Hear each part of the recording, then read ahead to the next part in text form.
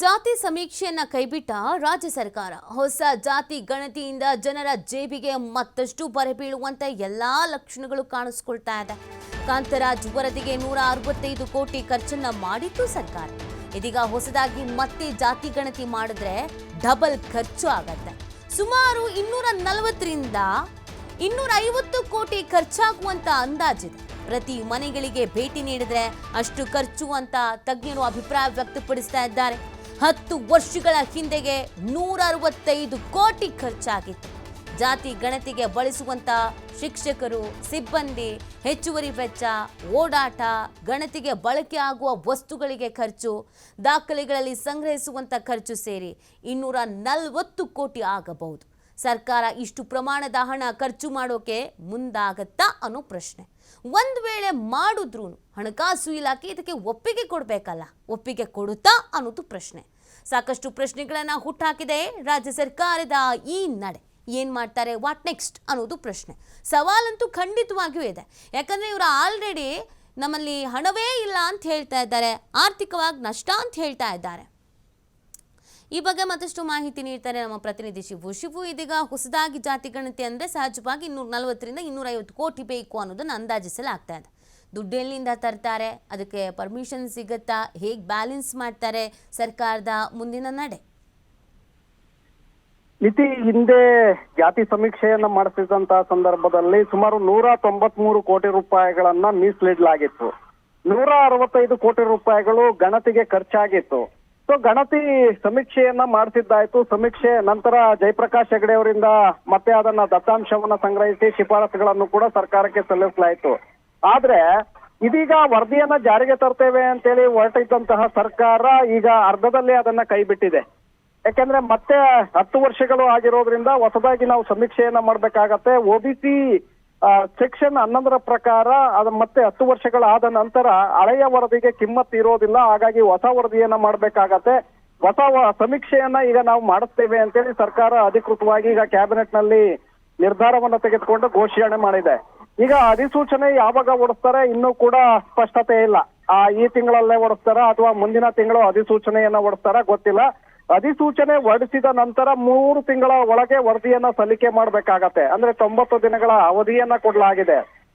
So ಇಂಥ ಸಂದರ್ಭದಲ್ಲಿ ಈಗ ಹೊಸ ಜಾತಿ ಗಣತಿಯನ್ನ ನೀವು ಮಾಡಿಸ್ತೇವೆ ಅಂತ ಹೊರಟ್ರೆ ಈಗ ಸುಮಾರು ಡಬ್ಬಲ್ ಹಣ, ಅಂದ್ರೆ ಕಳೆದ ಬಾರಿ ಏನು 165 ಕೋಟಿ ಖರ್ಚಾಗಿತ್ತು 10 ವರ್ಷಗಳ ಹಿಂದೆ, ಈಗ ಡಬ್ಬಲ್ ಹಣ ಖರ್ಚಾಗುತ್ತೆ ಅನ್ನುವಂತಹ ಚರ್ಚೆಗಳು ಈಗಾಗಲೇ ಶುರುವಾಗಿದೆ. ಒಂದು ಕಡೆ ಸುಮಾರು 240ರಿಂದ 250 ಕೋಟಿ ರೂಪಾಯಿಗಳು ಇದಕ್ಕೆ ಖರ್ಚು ಬರಬಹುದು ಅನ್ನುವಂತ ಒಂದು ಅಂದಾಜನ್ನ ಮಾಡಲಾಗ್ತಾ ಇದೆ.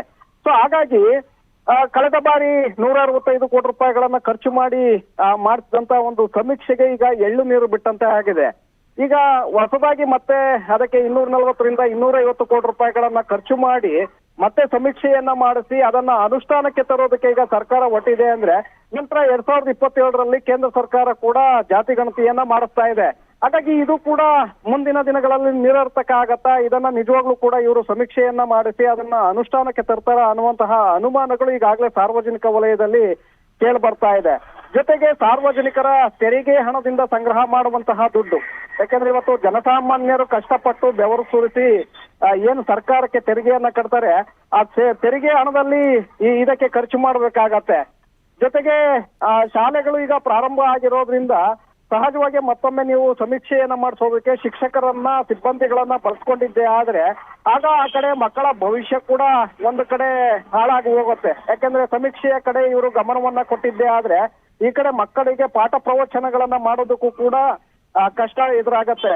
ಹಾಗಾಗಿ ಒಂದು ಕಡೆ ಜನರ ತೆರಿಗೆ ಹಣ ವ್ಯಯ, ಮತ್ತೊಂದು ಕಡೆ ಮಕ್ಕಳ ಭವಿಷ್ಯದ ಮೇಲೂ ಕೂಡ ಇದು ಪರಿಣಾಮವನ್ನ ಬೀರೋದ್ರಿಂದ ಈಗಾಗಲೇ ಸಾಕಷ್ಟು ಆರೋಪಗಳು ಈಗ ಎದುರಾಗ್ತಾ ಇದೆ. ಜಾತಿ ಗಣತಿಯನ್ನ ಹೊಸದಾಗಿ ಯಾಕೆ ಸರ್ಕಾರ ಸಮೀಕ್ಷೆಯನ್ನ ಮಾಡಿಸೋದಕ್ಕೆ ಹೊರಟಿದೆ, ಕೇಂದ್ರ ಸರ್ಕಾರ ಮಾಡಿಸುವಂತಹ ಜಾತಿ ಜನಗಣತಿ ಏನಿದೆ ಅದರ ಆಧಾರದ ಮೇಲೆ ಮುಂದೆ ಸಾಮಾಜಿಕ ಶೈಕ್ಷಣಿಕ ಸಮತೋಲನವನ್ನ ಜಾರಿಯನ್ನ ಮಾಡಿ ಆಗ ಸಮತೋಲನವನ್ನ ಸಾಧಿಸಬಹುದು, ಆಗ ಆರ್ಥಿಕ ಪ್ರಗತಿಯನ್ನು ಕೂಡ ರಾಜ್ಯದಲ್ಲಿ ಮಾಡಬಹುದು ಅನ್ನುವಂತ ಚರ್ಚೆಗಳು ಈಗ ಜನಸಾಮಾನ್ಯರಲ್ಲಿ ಶುರುವಾಗಿದೆ. ಹಾಗಾಗಿ ಸರ್ಕಾರ ಮತ್ತೊಮ್ಮೆ ಯಾಕೆ ಜನರ ತೆರಿಗೆ ಹಣವನ್ನ ವ್ಯಯ ಮಾಡಬೇಕು ಅನ್ನುವಂತಹ ಅಸಮಾಧಾನಗಳು ಕೂಡ ಈಗಾಗಲೇ ಕೇಳಿ ಬರ್ತಾ ಇದೆ. ನೀತಿ ಶಿವು, ಈಗಾಗ್ಲೇ ಈ ಜಾತಿ ಗಣತಿ ಅನ್ನುವಂಥ ವಿಚಾರ ಬಂದಾಗ್ಲೇ ಸಾಕಷ್ಟು ರೀತಿಯಾದಂಥ ಅಸಮಾಧಾನ, ಆರೋಪ ಪ್ರತ್ಯಾರೋಪ ಇದೆಲ್ಲವೂ ಕೂಡ ಶುರು ಆಗಿತ್ತು. ಸೊ ಇದಕ್ಕೆ ಸದ್ಯಕ್ಕೆ ನಾವು ಕೈ ಹಾಕೋದು ಬೇಡ ಅನ್ನೋದನ್ನ ಕೆಲವು ನಾಯಕರುಗಳು ಕೂಡ ಸೂಚನೆ ಕೊಟ್ಟಿದ್ರು. ಈಗ ಕೋಟಿ ಕೋಟಿ ಖರ್ಚಾಗತ್ತೆ ಅಂತ ಅಂದ್ರೆ ಮೊದಲೇ ಆರ್ಥಿಕವಾಗಿ ನಷ್ಟದಲ್ಲಿದ್ದೀವಿ, ನಷ್ಟ ಅನುಭವಿಸ್ತಾ ಇದ್ದೀವಿ, ಬ್ಯಾಲೆನ್ಸ್ ಮಾಡೋದು ಕಷ್ಟ ಆಗ್ತಾ ಇದೆ ಅಂತ ಇರೋ ಬರೋ ಬರೇನೆಲ್ಲ ಜನಸಾಮಾನ್ಯರ ಮೇಲೆ ಹೇರ್ತಾ ಇದ್ದಾರೆ. ಸೊ ಇಂಥ ಸಂದರ್ಭದಲ್ಲಿ ಈ ಥರದೊಂದು ಡಿಸಿಷನ್ ತೆಗೆದುಕೊಂಡಿದ್ದೇ ಆಗಿದ್ದಲ್ಲಿ ಕಾಂಗ್ರೆಸ್ಗೆ ಅದು ಎಷ್ಟರ ಮಟ್ಟಿಗೆ ಸವಾಲಾಗ್ಬೋದು ಅಥವಾ ಡ್ಯಾಮೇಜ್ ಆಗ್ಬೋದು ಜನರ ಹಿತದೃಷ್ಟಿಯಲ್ಲಿ ನಾವು ನೋಡೋದಾದ್ರೆ? ಈಗ ಸಹಜವಾಗಿ, ಯಾಕೆಂದ್ರೆ ನೋಡಿ, ಹಿಂದೆ 165 ಕೋಟಿ ರೂಪಾಯಿಗಳನ್ನ ಖರ್ಚು ಮಾಡಿದಿರಿ, ಸಮೀಕ್ಷೆಯನ್ನ ಮಾಡ್ತಿದ್ರಿ, ಸಮೀಕ್ಷೆ ಸರಿ ಇಲ್ಲ, ವೈಜ್ಞಾನಿಕವಾಗಿಲ್ಲ, ಅವೈಜ್ಞಾನಿಕವಾಗಿದೆ ಅಂತೇಳಿ ಪ್ರಬಲ ಸಮುದಾಯಗಳು ಆಕ್ಷೇಪವನ್ನ ವ್ಯಕ್ತಪಡಿಸಿದ ನಂತರ ಈಗ ಮತ್ತೆ ಹೊಸ ಸಮೀಕ್ಷೆಯನ್ನ ಮಾಡಿಸ್ತೇವೆ ಅಂತೇಳಿ ಹೊರಟಿದ್ದೀರಿ. ಹೊಸ ಸಮೀಕ್ಷೆಯನ್ನ ಮಾಡಿಸೋದಕ್ಕೆ ಈಗ ಸುಮಾರು 240ರಿಂದ 250 ಕೋಟಿ ರೂಪಾಯಿಗಳನ್ನ ಖರ್ಚು ಮಾಡ್ಬೇಕಾಗತ್ತೆ. ಅದೆಲ್ಲವೂ ಕೂಡ ಸಾರ್ವಜನಿಕರಿಂದ ತೆರಿಗೆಯ ಮೂಲಕ ಸಂಗ್ರಹಿಸುವಂತಹ ಹಣ. ಯಾಕೆಂದ್ರೆ ಈಗಲೇ ಸರ್ಕಾರ ಗ್ಯಾರಂಟಿಗಳನ್ನ 5 ಗ್ಯಾರಂಟಿಗಳನ್ನ ಕೊಟ್ಟು ಅದಕ್ಕೆ ಹಣವನ್ನ ಒದಗಿಸೋದ್ರಲ್ಲೇ ಸಾಕಷ್ಟು ಸಂಕಷ್ಟ ಎದುರಾಗ್ತಾ ಇದೆ. ಈ ಒಂದು ಗ್ಯಾರಂಟಿಗಳಿಂದಾಗಿ ಇವತ್ತು ಅಭಿವೃದ್ಧಿ ಕೆಲಸಗಳಿಗೂ ಕೂಡ ಕುಂಠಿತ ಆಗ್ತಾ ಇದೆ. ಶಾಸಕರ ಪ್ರದೇಶಾಭಿವೃದ್ಧಿ ಅನುದಾನ ಸರಿಯಾಗಿ ಸಿಗ್ತಾ ಇಲ್ಲ. ಕ್ಷೇತ್ರಗಳಲ್ಲಿ ಮೂಲಭೂತ ಸೌಕರ್ಯಗಳನ್ನ ಕಲ್ಪಿಸೋದಕ್ಕೂ ಕೂಡ ಇವತ್ತು ಅಡೆತಡೆಗಳಾಗ್ತಾ ಇದೆ. ಯಾಕಂದ್ರೆ 55,000 ಕೋಟಿ ರೂಪಾಯಿಗಳನ್ನ ಈ ಗ್ಯಾರಂಟಿಗಳಿಗೆ ಇಟ್ಟಿರೋದ್ರಿಂದ ಸಹಜವಾಗಿ ಅಭಿವೃದ್ಧಿಗಳ ಮೇಲೂ ಕೂಡ ಇವತ್ತು ಬರೆ ಬೀಳ್ತಾ ಇದೆ. ಯಾಕಂದ್ರೆ ಆ ಹಣ ಇದ್ದಿದ್ರೆ ಇವತ್ತು ರಸ್ತೆ ಸೌಲಭ್ಯಗಳನ್ನ ಕಲ್ಪಿಸೋದು, ಡಾಂಬರನ್ನ ಹೊಸದಾಗಿ ಹಾಕುವಂತ ಕೆಲಸ ಇರ್ಬೋದು, ಚರಂಡಿಗಳನ್ನ ಅಭಿವೃದ್ಧಿ ಪಡಿಸುವಂತ ಕೆಲಸ, ಬೀದಿ ದೀಪದ ವ್ಯವಸ್ಥೆ, ಚರಂಡಿಗಳ ಅಭಿವೃದ್ಧಿ ಕೆಲಸ, ಹಾಗೆ ಗ್ರಾಮೀಣ ಪ್ರದೇಶಗಳಲ್ಲಿ ರಸ್ತೆ, ಕುಡಿಯುವ ನೀರು, ವಿದ್ಯುತ್ ಈ ಸಂಪರ್ಕಗಳಿಗೆ ಹಣವನ್ನ ವ್ಯಯ ಮಾಡಬಹುದಾಗಿತ್ತು.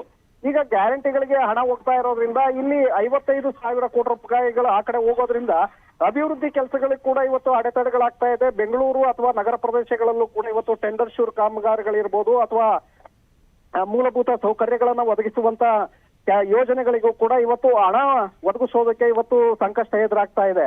ಹಾಗಾಗಿ ಇಂತಹ ಒಂದು ಸಂದಿಗ್ಧ ಪರಿಸ್ಥಿತಿಯಲ್ಲಿ ಮತ್ತೆ ನೀವು ಹೊಸದಾಗಿ ಸಮೀಕ್ಷೆಯನ್ನ ಮಾಡಿಸುವಂತ ಪ್ರಯತ್ನ ಕೈ ಹಾಕಿರೋದ್ರಿಂದ ಸಹಜವಾಗಿ 240ರಿಂದ 250 ಕೋಟಿ ಅಥವಾ ಅದಕ್ಕೂ ಇನ್ನೂ 10-20 ಕೋಟಿ ಹೆಚ್ಚುವರಿ ಹೊರೆ ಬೀಳಬಹುದು. ಈ ಹಣ ಕೂಡ ಇಲ್ಲಿ ವ್ಯಯ ಮಾಡೋದ್ರಿಂದ ಸಹಜವಾಗಿ ಮತ್ತಷ್ಟು ಅಭಿವೃದ್ಧಿ ಕೆಲಸಗಳಿಗೆ ಹಿನ್ನಡೆಯಾಗತ್ತೆ. ಮೂಲಭೂತ ಸೌಕರ್ಯಗಳನ್ನ ಕಲ್ಪಿಸುವಂತಹ ಯೋಜನೆಗಳಿಗೂ ಕೂಡ ಹಣ ಇಲ್ಲದಂತಾಗತ್ತೆ.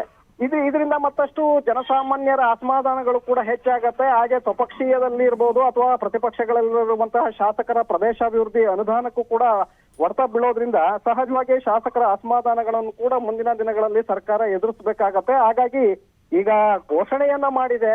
ಸೊ ಅದಕ್ಕೆ ಬರುವಂತಹ ಖರ್ಚು ವೆಚ್ಚಗಳನ್ನ ಗಮನದಲ್ಲಿರಿಸಿಕೊಂಡು ಕೇಂದ್ರ ಸರ್ಕಾರ ಈಗ 2027ರಲ್ಲಿ ಜಾತಿ ಗಣತಿಯನ್ನ ಮಾಡ್ತಾ ಇರೋದ್ರಿಂದ ಸಹಜವಾಗಿ ಅಲ್ಲಿಯವರೆಗೂ ಕೂಡ ಇದನ್ನ ಪೆಂಡಿಂಗ್ ಇಟ್ಟಿದ್ದೆ. ಆದ್ರೆ ಆ ಗಣತಿ ಬಂದ ನಂತರ ಸರ್ಕಾರ ಅದನ್ನ ನೋಡಿ ಅನುಷ್ಠಾನಕ್ಕೆ ತರುವಂತ ಒಂದು ಕೆಲಸವನ್ನು ಕೂಡ ಮಾಡಬಹುದು, ಪ್ರಯತ್ನಗಳನ್ನ ಮಾಡಬಹುದು.